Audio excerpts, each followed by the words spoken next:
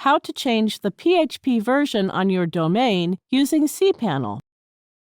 Sometimes different software requires different versions of PHP. Then we need to switch the PHP version using cPanel. Let's see how we can do it. Log into your cPanel account and you will be on this page.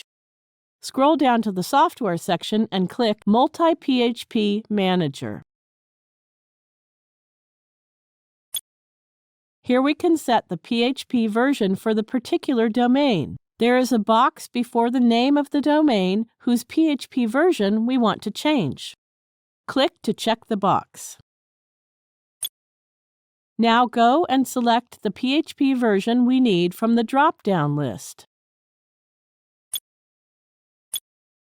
Now click the Apply button. That's it. We have successfully changed the version of PHP. Now you can see that the PHP version of the selected domain has been changed. Thank you for watching.